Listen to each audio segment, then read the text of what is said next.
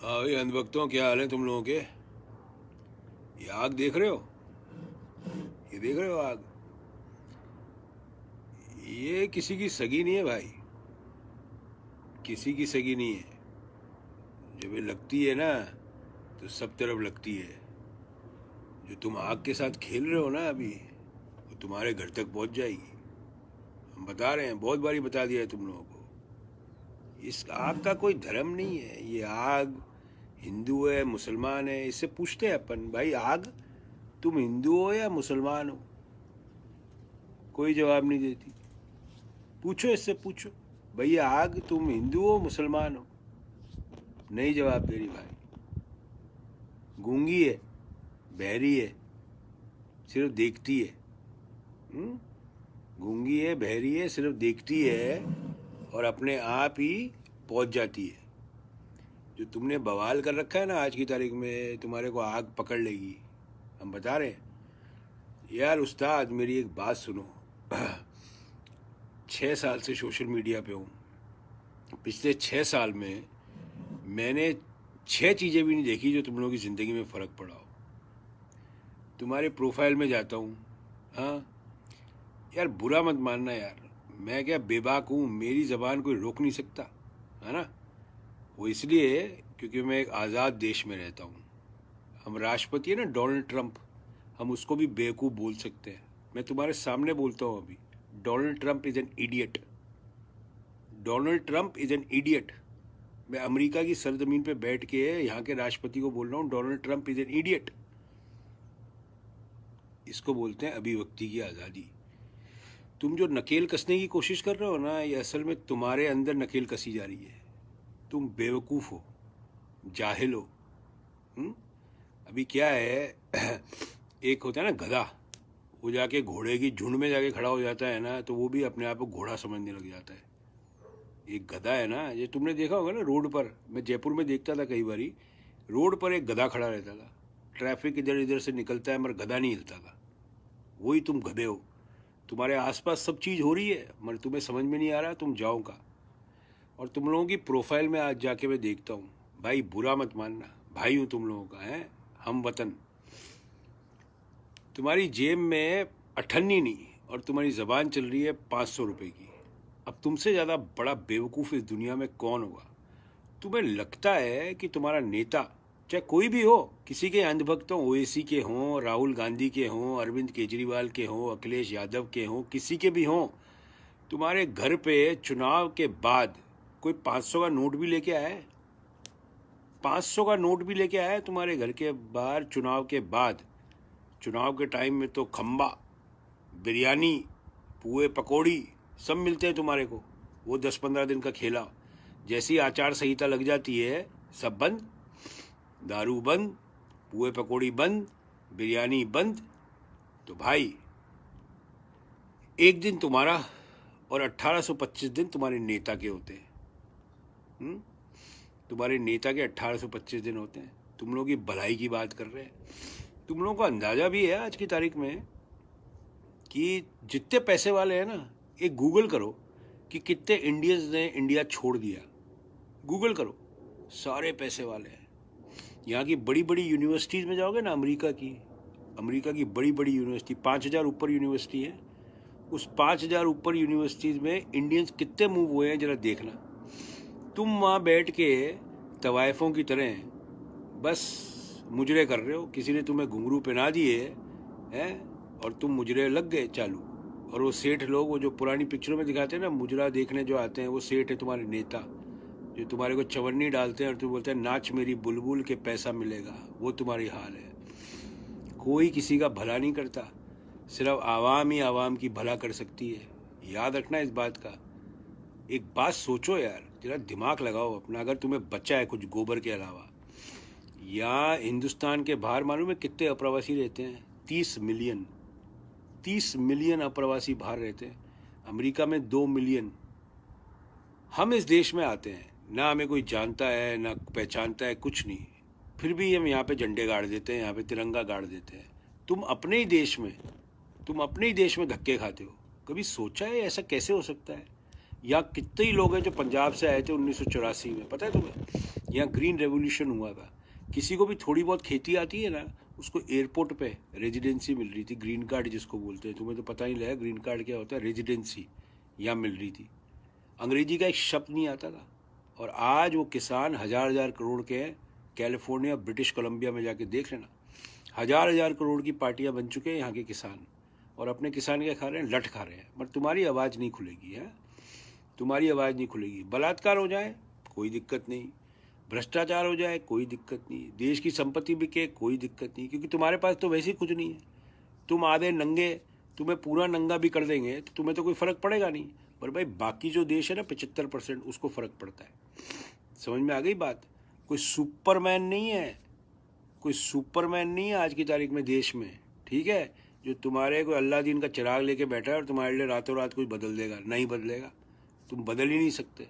ये जितने अप्रवासी मजदूर जो निकले थे आज की तारीख में 4 लाख 5 लाख, मैं दावे के साथ कह सकता हूँ इस 4 लाख, क्योंकि प्रचंड बहुमत आया था ना, तो जहाँ पे प्रचंड नाइंसाफ़ी हो रही है ना, वहाँ पे प्रचंड बहुमत वाले ही थे सारे के सारे। ये माइग्रेंट लेबर जो जितने थे ना, ये वही प्रचंड बहुमत वाले हैं। हम बता देते हैं तुम्हारे को। 6 साल से कोई एक अप्रवासी भारतीय बता दो मेरे को जो तुम्हारे को इतना समझा रहा है। मालूम है क्यों? क्योंकि अप्रवासी भारतीयों की तुम्हारी चिंता ही नहीं है। असल में बात ये है, मैं कई बार यहाँ बात करता हूँ कई लोगों से, मेरा तो मुलाकात होती रहती है ना, मैं बोलता हूँ यार बोला करो इंडिया के बारे में। बोले क्या करेंगे, मरने दो यार इन लोगों को, मरने दो। इंदिरा जी के टाइम पे भी यही बात थी, अटल जी के टाइम पे भी यही बात है, मोदी जी के टाइम पे यही बात होगी, आगे कोई नया प्रधानमंत्री। ये अपना सर को कलम करना ये लोग खुद जानते हैं। इनके सर को कलम करने की किसी को ज़रूरत नहीं है। एक चुटकुला सुनाता हूँ तुम लोग। हिटलर के ज़माने में हिटलर ने बड़े बड़े खड्डे खोदे थे, बड़े बड़े खड्डे। उसमें अलग अलग जो सेनाएं थी उनको इकट्ठा कर लिया हिटलर ने, हैं? जब हिंदुस्तान की सेना को हिटलर ने बोला गड्ढे में डालो, तो बोलते हैं नहीं, इनको गड्ढे में डालने की ज़रूरत नहीं है ना, बोले इनको जाने दो, इनकी जो आवाम है उसको ले आओ। हिटलर ने कहा चलो इनको जाने दो, इनकी आवाम को लेके आओ। तो आवाम को ले आया हिटलर, और हिटलर ने कहा अब इनको गड्ढे में डाल दो और ऊपर मिट्टी डाल दो। तो एक आदमी बोला, नाजी वाला बोला मिट्टी डालने की भी ज़रूरत नहीं है, ये केकड़े हैं, ये एक दूसरे को नीचे खींच खींच के आपस में मर जाएंगे, मट्टी मत डालो, अपने आगे निकलो। ये हाल है तुम लोगों का, ठीक है?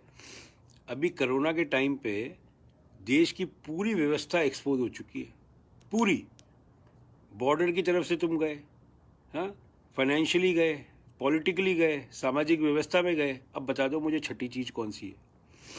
5वीं तो तुम हो अंधभक्त, छठी कौन सी है बताओ मुझे? कुछ नहीं है ना। तो अपने दिमाग का इस्तेमाल करो। हम तुम्हें एक बात की गारंटी देते हैं भाई हो हमारे, इसलिए बोल रहे हैं। तुम्हारे माँ बाप तो वृद्धाश्रम में मिलेंगे, और तुम्हारे बच्चे जो है ना, तुम्हारे बच्चे वो बड़े बड़े मंदिर जो बने हुए हैं ना, उनका जो एरिया बैठा है उनकी ज़मीनों के अंदर भीख मांगते मिलेंगे। हम तुम्हें गारंटी बोलते हैं कि शुरू में मेरा वीडियो सुन लेना। कोई नेता, कोई भी नेता हो, चाहे वो ओवैसी का हो, चाहे वो MIM हो, चाहे बीजेपी हो, चाहे कांग्रेस हो, समाजवादी, आम आदमी पार्टी, कोई भी हो, चुनाव के बाद 500 का नोट भी दिखाता नहीं है। आचार संहिता लगते ही तुम्हारी बिरयानी बंद, तुम्हारे पुए पकौड़ी बंद, तुम्हारे दारू बंद। तुम इस्तेमाल हो रहे हो यार, तुम इस्तेमाल हो रहे हो। पिछले 30 साल से तुम लोग इस्तेमाल हो रहे हो। ये मुझे मालूम है क्यों रियलाइज़ होता है, क्योंकि जब मैं यहाँ पे आया 22 साल पहले, तो मुझे समझ में आया कि अपने देश में प्रॉब्लम क्या है। तभी मैं 6 साल से तुम लोगों को समझा रहा हूँ। मेरी तुम्हारी कोई जाति दुश्मनी नहीं है भाई, ना मुझे तुमसे पैसा लेना है ना तुम्हें देना है, कोई जाति दुश्मनी नहीं है। दुश्मनी जब हो जाती है मेरी, जो देश की मिल्कियत है, वो कौन है पता है? देश की मिल्कियत तुम्हारे बच्चे, वो देश की प्रॉपर्टी है, देश की मिल्कियत है, देश की वेल्थ है। वो तुम्हारी वजह से उनका बेड़ा गर्क हो रहा है। जब उनका बेड़ा गर्क होगा तो देश का बेड़ा गर्क तो होगा ही होगा। बात है या नहीं सही? भाई तुम्हारे घर में बच्चे हैं, अगर उनका बेड़ा गर्क होगा तो किसका बेड़ा गर्क होगा? परिवार का होगा ना। इसी तरह एक नारा दिया था मैंने, एक देश एक परिवार। हर परिवार में झगड़े होते हैं, सब परिवारों में होते हैं, हमारे परिवार में भी होते हैं। बस इसका मतलब ये थोड़ी ना है कि अपने कपड़े धोने बीच बाज़ार में चले जाते हैं। तुम्हारा काम क्या है? अपने कपड़े धोने बीच बाज़ार में चले जाते हो। आज सोचो यार, एक बात दिमाग लगाओ कि पाकिस्तान भी अपने पे हंस रहा होगा। कभी सोचो, जो तुम लोग बोलते हो, जो लिखते हो, पाकिस्तान भी तो सुन रहा है। उनको भी हिंदी आती नहीं है क्या? हाँ, सुन्नी समझ में नहीं आती क्या उनको हिंदी? तुम्हारे सर पे मौत मंडरा रही है।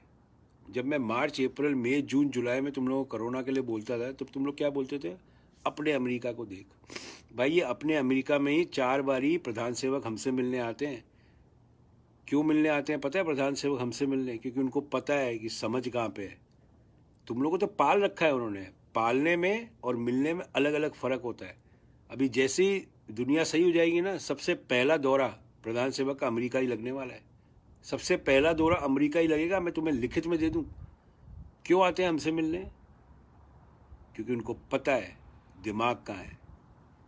तुम लोगों को पाल रखा है किसी एक चीज़ के लिए, तुम्हें एक सब्जेक्ट के लिए पाल रखा है। हमारा तो वोट नहीं है ना यहाँ जो रहते हैं, पर फिर भी आते हैं मिलने। तुम्हारा तो वोट है, तुमसे मिलने कब आते हैं? तुमसे मिलने आते हैं तो आधा किलोमीटर दूर बाहर खड़े होते हैं तुमसे बात करने के लिए। आधा किलोमीटर दूर। तुम्हें आंखें भी नहीं दिखती उनकी, और तुम सिर्फ सुनते हो उनकी। यहाँ पे तो हमें झप्पी मारते हैं, हाथ मिलाते हैं, सब करते हैं। क्यों? दुनिया में पैसा बोलता है भाई, पैसा। समझ में आ गई? कभी तुमने सोचा है अंबानी अदानी कभी झगड़ा किए हैं? कभी अंबानी और अजीम प्रेम जी में झगड़ा हुआ है? कभी हुआ है क्या? अजीम प्रेम जी कौन है? वही भोरा मुस्लिम है। अंबानी कौन है? हिंदू है। कभी झगड़ा सुना है अंबानी अदानी का? कभी झगड़ा हो रहा है? या अंबानी अजीम प्रेम जी का हो रहा है, या टाटा जो पारसी हैं उनका और अदानी का हो रहा है? कभी हो रहा है? नहीं हुआ ना। तुम लोगों को इस चक्कर में डाल रखा है। तुम लोगों को एक होता है ना, तुम बोलते हो ना हलाल और झटका, तुम लोगों को हलाल करने के लिए रखा हुआ है। हर मौके पे तुम लोगों को हलाल किया जाता है और तुम बेवकूफ़ों की तरह हलाल होने पहुंच भी जाते हो। सीधी सीधी बात है। शुरू के मेरे वीडियो देखना, मेरा एक ही था, मेरी एक ही बात है कि अपने भारत को नंबर 1 ले जाना है। मगर तुम जैसे कबूतर जब तक बैठे रहेंगे, भारत को नंबर 1 तो छोड़ो, अभी तो नीचे से गिनती शुरू हो रही है। तुम्हें पता है कि 24% जीडीपी जो होती है लेस, उसका अंदाज़ा क्या होता है? तुम्हारे को आइडिया है? 24% जीडीपी जो नीचे जाती है उसका क्या मतलब होता है? इन्फ्लेशन पता है क्या होता है? 30% इन्फ्लेशन टच करेगा। जो आज तेल तुम्हारा 85 रुपये है ना, वो 112 115 रुपये होगा लीटर। तुम्हारी ब्रेड जो आ रही है ना आज 10-12 रुपये में, वो 22-23 रुपये की हो जाएगी। तुम्हारे बिजली का खर्चा सब 25% बढ़ने वाला है। और तुम्हारी कमाई क्या है? कमाई क्या है तुम्हारी? अंडा। ठीक है? तो ये घुंघरू पहनना बंद कर दो भाई। हाँ, और सत्य के साथ चलने चल जाओ। सत्य ही संविधान है। तुम बोलते हो ना संविधान क्या है? कॉन्स्टिट्यूशन। Constitution is truth. जो ट्रुथ के साथ नहीं है वो देश के साथ है ही नहीं। बाकी सब बकवास बात है, सब बंडलबाजी। और ये तमाशा जो चल रहा है ना रनौत का, जया बच्चन का, ये सब से निकल जाओ। ये तुम्हें कोई खाने पिलाने नहीं आने वाली, कुछ नहीं। हिमाचल चल जाना कभी मिलने, पता लग जाएगा तुम कितनी मिलती है तुमसे। या बच्चन साहब के बाहर जाके खड़े हो जाना। संडे को बच्चन साहब बाहर आते हैं हाथ खड़े करके, और भेड़ बकरियों की तरह वहाँ खड़े हो जाते हैं उनसे मिलने के लिए। ये तुम्हारी हीन भावना दिखाती है। समझ में आई बात? अपना ध्यान रखें। और सबसे पहले देश आता है, कोई धर्म नहीं आता। ये वर्ल्ड ऑर्डर ये ना जो चेंज मत करो। सबसे पहले इंसानियत, समझ में आ गई? फिर देश और फिर धर्म। अगर ये चेंज किया ना तुमने, जो तुम्हारे पॉलिटिशियन कराना चाहते हैं वो अपने फ़ायदे के लिए करवाते हैं। ठीक है भाई? जय हिंद।